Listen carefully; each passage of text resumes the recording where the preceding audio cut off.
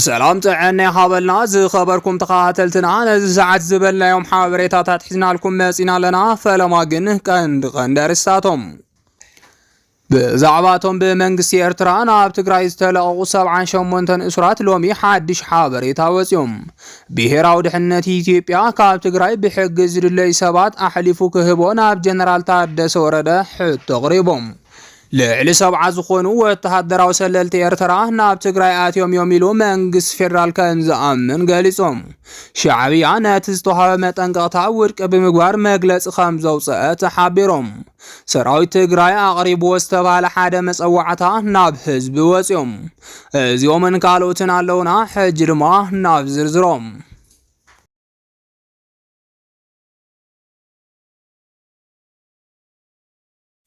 بزعباتهم بمنقس إرترا ناب تقرأ يستلقوا 78 أسرات لومي حادش حابريتا وزيوم منقس إرترا أبسوم منزي أب هاجرو تأثيرهم زنبرو 78 تجار يوم زبالهم 7 نابرا ما 5 أتوم زفلاتهم بمسارة زيد ماس أمرو منقس إرترا حوحات زولد تجبارين داتا بهاله وعلى كواخك على حنتس أنحم لو مجن فيدرال منقس تون زس جت حزتو 5 لو يجلس علام بفلاي مربب حابريتا BBC مستوم ناب تقرأ يستلقوا سرات عن حتقيرو حادث أبس أباق الحي 5 لو محبار سعبون بوزحات آقر ملام بمسارة BBC زقال حساب صابد ما 5 سحب غيرنا أقال إحنا يلنام اتهم بمنقس إرترا 78 تقارو بأنفت عدو خالا رامان اب تقراي كم سردد زقلس بوليس زوا مأخل تقراي ون مس BBC صاني حيت غيرو لام كم حابريتا أزاز بوليس زوا مأخل تقراي كوماندر سقاس فهم ني BBC 5 قلسو اتهم سواد دارقا خلوم اب إرترا توليدوم زعابوين تحت 45 عدم زخونون يوم كبل قاليسيوم اتوم سبات قاليوم سير تراين تواسيوم استزامدوم تريت النبرة زفري يوم زبالة خوينوم اتوم زناو حز تأثر دوما 4 عامة حامش تورحن استأثروا مخانوم حابيروم اتو كوماندر وسيخو كلتاميتن 7 كلتن أسرات كام زنبرون زترفون كام زلو 5 قلسولون حابيرو لهم نخونتات ماسرتو ماملكي تدوما قاليوم بسلكين تسأوعنا نابق قبل يمسينام قاليوم كعات ترطريقهم ندحنتكم حدقا خايبة صحكم انت بهايلنا مساعتنا زحاتتنا سبيلن كم زبالو قاليسوم اتوم تقارو اب عدا ابيتون ما يسروان اب زبحال كلت بوتات اسيروم دحر مصنا دحرنا بحاده بوتا توسيدوم كمستاسرون بوليس كاب ذهب ومرداتا كفل تخايلهم قصيلو دما صعينو وسيرنا دحرنا بتግራዩ امصينا خبلون توسان منغست ኤርትራ ይገልጾም ኣብዚ ግዜ እዚ ኣብራማ ከም ዝርከውን በመስረሕ ነናብ ስድሮም ክኸዱ ከም ዝገበርን ኮማንደር ጸጋይ ከም ዝነገሮም ቢቢሲ ሓቢሩሎም ሰለስተ ሰባት ግን ኤርትራ ቤት ንብረትን ስለዘለና ምስ መንግስት ኤርትራ ተዘራሪኩም ተመሊስና ክንከይድ አፍቅዱልና ከም ዝበሉ ተአዛዚ ወሲኹ ገሊጹሎም መንግስት ኤርትራ ኣብ ዝተፈላለዩ ዓመታት ብርክ ዝበሉ ተጋሩ ካብ ዝተፈላለዩ ኻቢታት ጨዊ ብምውሳድ ደሃዮም ክጠፍ ይገብር መንባሩ በወገን ሰበስልጣን ትግራይ ተደጋጋሚ ክስ ምቕራቡ ዝፍለጥ እዩ بفلاي كاب بيرسب صاو كبابيتات إيروب زالامبسان كالوت أبدوبات زركبو عادتاتن بركز زبول سبات قداي مجويت منقست يرتراي خوانو من باروم زرزر عاسمات كي ترفع إلاو خقبر مصنحو يذكر اتوم أبسو من زي تفتحهم كسابروا مرب ستفانو سبات جن اتوغات زينو برو سيفيليان مخانوم كوماندرز أقاين BBC رقاقي سلام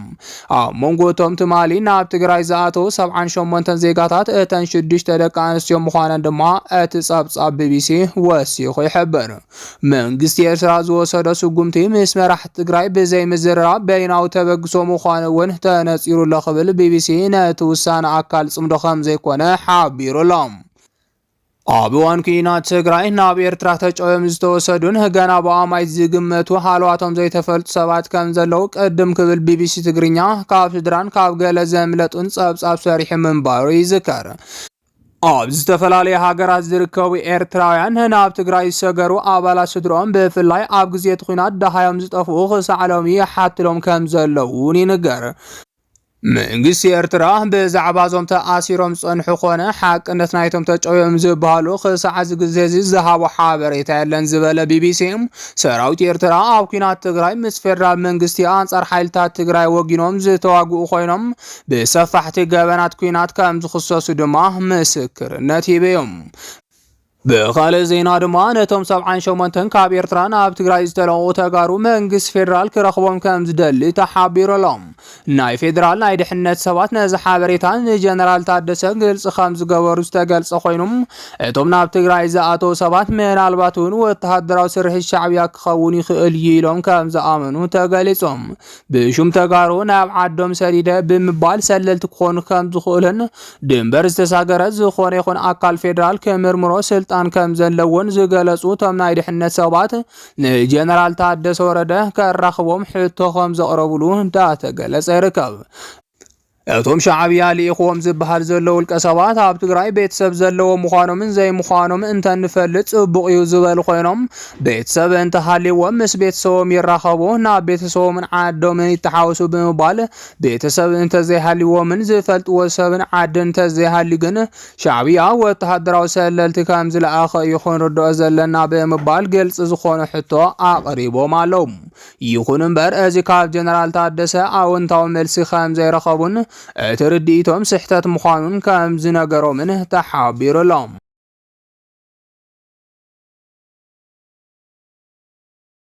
ሻዕብያ ነቲ ዝተዋሃበ መጠንቀቕታ ውድቅ ብምግባር መግለፂ ከም ዘውፅአ ተሓቢሮም ውልቀ መላኺ ኢሳያስ አፈወርቂ ኣብ ልዕሊ ህዝቢ ትግራይ ጀኖሳይድ ዝፈጸመ ገበነኛ ምዃኑ ኣብ ትግራይ ጽንዓት ዘካየደ ዓለም ለኻዊ ትካላት ዝዘርግሖ ውፅኢት መጽናዕቲ ይገልጽ። ስለዚ ድማ ብውልቀ መላኺ ኢሳያስ አፈወርቂ ዝምራሕ ሻዕብያ ኣብ ልዕሊ ህዝቢ ትግራይ ዘርኢ ምጽናት ዝፈጸመ ገበነኛ ጥራሕ እንተይኮነስ ሕጂ እውን ኣብ ምብራቕ ትግራይ ጣብያታት ኢሮብን ከባቢታት ዛላምበሳን ኣብ ሰሜን ምዕራብ ትግራይ دما بعد ما حاوسو كساب قربا رحق الشرار زركات ابياتات بحيل تقاصير خم زركب زفلات يوم سلازي دما شعبيا قد محجز فصمو غبني قرخب بحال انت خوينم حجون ورير وكاب زركب غزات تግራይ كوص ግድን ከም ዝኾነ ተገሊጾም ነሲዒው ድማ ፖለቲከኛታት ትግራይ ሰራዊት ሻዕብያ ወሪሩ ካብ ዝሓዞም ናይ ትግራይ ግዛታት ክወጽ ከም ዘለዎ መጸዋዕታ ከቀርቡ ከም ጸንሑ ዝፍለጥ እዮም ሕጂ ዝተረኸበ ሓበሬታ ከም حبرو دمام شعبيا كاب زورروم ግዛታት ትግራይ ንኽወጽ ከም ዝተስማዕምዐ ንጀነራላቱ ከም ዝኣዘዘን ተሓቢሮም ካብ ፍልፍላትና ዝተረኸበ ሓበሬታ ከም ዝገልጾም ሻዕብያ ክስማዕማዕ ዝኸኣለ ኣብ ኣስመራ ኣብ ዝተኻየደ ዘተ ከም ዝኾነ ተፈሊጦም ኣብቲ ዝተኻየደ ዘተ ላዕለዎት መራሕቲ ትግራይን ላዕለዎት መራሕቲ ኤርትራን ትግራይን ኤርትራን ሓቢረን ጸላእተን ንምክልኻል ኣብ ውሽጠን ዘሎ ጉዳይ ክፈትሓ ከም ዘለወን ኣብ ስምምዕነት ከም ዝበጽሑ ዝረኸብናዩ ሓበሬታ ይረድም ነዚዕቡ ድማ ውልቀ መላኺ ኢሳያስ አፈወርቂ ወተሃደራዊ መኮንናቱ ኣኪቡ ኣብ ዝሃቦ መምርሒም ሰራዊት ኤርትራ ነባር ግዝኣት ተባሂሉ ካብ ዝፅዋዕ ኩሉ ንኽወፁ ከም ዝኣዘዘ ተገሊጾም ስለዚ ድማ ሰራዊት ኤርትራ ካብ ባድመ ሓዊሱ ካብ ካልኦት ግዝኣታት ትግራይ ንኽወፅእ ትእዛዝ ከም ዝተዋሃቦም ካብ ወተሃደራዊ ፍልፍላትና ዝተረኸበ ሓበሬታ ይረድም እዚ ከምዚ ኢሉ እናሃለወ ሕጂ ዝተረኸበ ሰበር ዜና ከም ዝሕብሮም ሻዕብያ ነቲ ዝተዋሃበ መጠንቀቕታ ውድቅ ብምግባር መግለጽ ከም ዘውፅአ ተሓቢሮም ኣብይ ኣሕመድ ይኹን መሻርክቱ ዝኾነ ሃገራት ሻዕብያ ምስ ሕወሓት ብምዃን ኣብ ኢትዮጵያ ህውቀት ንምፍጣር ይንቀሳቐሳ ኣሎ ኢለን ክስታት እናቐረባ ከም ዝጸንሓ ዝፍለጥ እዮም ኤርትራ ዘውፅኣቶ መግለጺ ከም ዝገልጾ ድማ እቲ ብብልጽግናን መሻርክቱን ዝቐርብ ዝነበረ ክሲ መሰረት ዘይብሉ ተራ ጸለመ ከም ዝኾነ ሓቢራ ኣላ እቲ መግለጺ ወሲኹ ከም ዝገልጾ ብልጽግናን መሻርክቱን ኣብ ጉዳይ ኤርትራ ጣልቃ ካብ ምእታው ኢደን ክስሕባ ከም ዝግባእ ይገልጽ ስለዚ ድማ ኤርትራ ምስ ትግራይ እትገብሮ ዘላ ርክብ ንብልጽግናን መሻርክቱን ፈሪሓ ጠጠው ክተብሎ ከም ዘይትኽእል ግልጽ መልእኽቲ ከም ዘመሓላለፈት ተፈሊጦም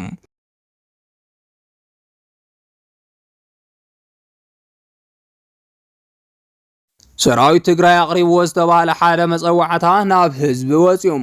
ብጀነራል ምግበይ ሃይለ እትምራሕ ኣርሚ ሰብዓ ድሕሪ ስምምዕነት ውዕል ፕሪቶሪያውን ብዙሕ ጀግንነት ከም ዝፈጸመት ዝረኸብናዩ ሓበሬታ ይረድም ብኣብይ ኣሕመድ ዝምራሕ ስርዓት 4 ኪሎ ኣብ ልዕሊ ኣርሚ ሰብዓ ከቢድ ክሳራ ክበጽሕ ይገብር ኣለኹ እየ ክብል ብሚድያ ከም ዝተሓላለፈ ዝፍለጥ እዮም ከም ኣገላልጻ ኣብይ ኣሕመድ ዓሊ ጀነራል ምግበይ ምስ መራሕቲ ፋኖ ብምትሕባርን ንመራሕቲ ፋኖ ናይ ኣመራርሓ ድጋፍ ብምግባርን ኣብ ልዕሊ ሰራዊት ኢትዮጵያ መጥቃዕታት ክፍጽም እንተፈተነኳም ጀነራል ምግበይ ኃይለ ዝመርሑ ሰራዊት ይኹን ንሱ ዘተሓብሮ ጽንፈኛ ኃይል ፋኖ በተደጋጋሚ እናደምሰስናዮ ንርከብ ክብል ገሊጾም ካብ ክልል ኣምሓራ ዝተረኸበ ሓበሬታ ከም ዝሕብሮ ግን ጽንፈኛ ኃይል ፋኖ በዘካይዶም ዘሎ ናይ ድብያ መጥቃዕታት ሰራዊት ኢትዮጵያ ከበርቲ ክሳራታት የጋጥሞ ከም ዘሎ ብቪድዮ ዝተሓገዘ መረዳእታት እናቀረበ ከም ዝርከብ ይፍለጥ ብፍላይ ድማ በብግዚኡ ዝማረኽ ዘሎ ሰራዊት ኢትዮጵያ ዘደንግጽ ከም ዝኾነን አብይ አሕመድ ዝሕዞን ዝጭብጦን ከም ሰኣነን እንዳተጸብጸበ ይርከብ ሕጂ ካብ ምዕራብ ትግራይ ዝተረኸበ ሓበሬታ ከም ዝገልጾ ድማ ሰራዊት ትግራይ ምዕራብ ትግራይ መሊሱ ንምቁጻር ኣብ ትክክለኛ ቁመና ስለ ዘሎ መንእሰይ ትግራይ ንመሰሉ ንኽልዓል መጸዋዕታ ከም ዘቕረበ ተፈሊጦም እቲ ዝተረኸበ ሓበሬታ ወሲኹ ከም ዝገልጾ ኣርሚ ሰብዓ ብግንባር ተከዘ ወሰንቲ ዝበሃሉ ግዛኣታት ብምቁጽጻር ናብ ሑመራ ንምስጋስ ትእዛዝ ትጽበ ከም ዘላ ንምፍላጥ ተኻኢሎም ካብ ካልኦት ፍልፍላትና ዝተረኸበ ሓበሬታ ከም ዝገልጾ ድማ ክልተ ክፍለ ጦራት ኤርትራ ብኦሞ ሓጀር ከም ዝተጸግዓ ተሓቢሮም أزم بأنفت معراب تجري مالتون بأم حجر استسقع خفلة طرات إرترا أتزاي تعرف زمسل كوينات أنت تجمرهم نسراي تجري دقافن مهاب كم زخونة تفليتهم كاب معراب تجري زرخبة توسق حبريت خمس قلص أرما تعب سودان زنبر خفال سراوي تجري وسنة قدام مسوات كم استسقع تقليتهم عب سودان زركب سراوي تجري بسراوي بيلس جنان مشاركتون بقفعي عام معراب تجري كاب تشفشف سويلات هي وسترف مخانم في الفلات يحبرهم عب سودان زركب كفال سراوي تجري عب جوني بجنرال البرهان زمرح سراوي سودان تسلي في واقع خمس الله بعماس جنرال حمدان داغالو خصتات كقربلوس صانعهم يخون برك ساب حجين خص عماس جنرال حمدان داغالو زرقاق صحابيتا بزخون يخون عالم لخاوز زي شارع أكال كام زي وصن جنرال حمدان داغالو عبد علي سراويت تجراي زقرا وخصيك أو حق زرحق خمس خونن اندات جلس يركب زي خبركم تخاتلتنا نازي ساعات زبلنا يوم حابريتاتات نازي يوم يمثلون يروم نمكر تتالكم كابل بنا مسجن